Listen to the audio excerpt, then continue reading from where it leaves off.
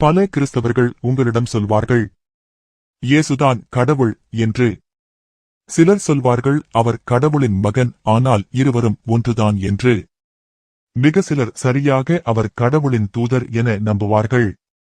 ஆனால் அவர்கள் சொல்லுவார்கள், அவர் உங்களுடைய பாவங்களுக்காக இறந்தார் என்று.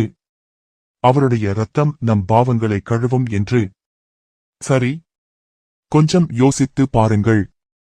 அப்படியென்றால் அவர் கடவுள் என்றால், நம்முடைய பாவங்களுக்காக கடவுளாக இருக்கக்கூடிய அவர் இறந்தாரா? இங்கே எனக்கு ஒரு கேள்வி இருக்கு. உண்மையில் பைபிள் என்ன சொல்கிறது என்று பார்த்தால், கடவுள் மரணமில்லாதவர்னு சொல்கின்றது. ஆனா நீங்க என்ன நம்புறீங்க, சொல்லுறீங்க? இயேசு இறந்தார்னு. இயேசு சிலுவையில் அறையப்பட்டு நமக்காக இறந்தார்னு.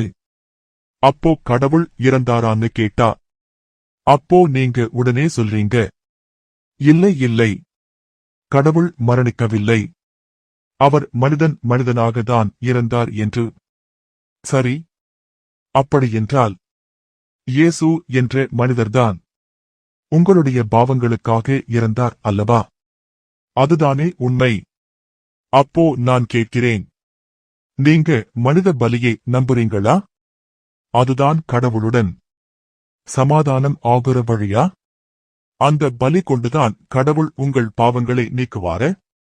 அதுதான் அட்டோன்மெண்ட் உடனே சொல்வீங்க, இல்லை இல்லை, அது மனித பலி இல்லை என்று.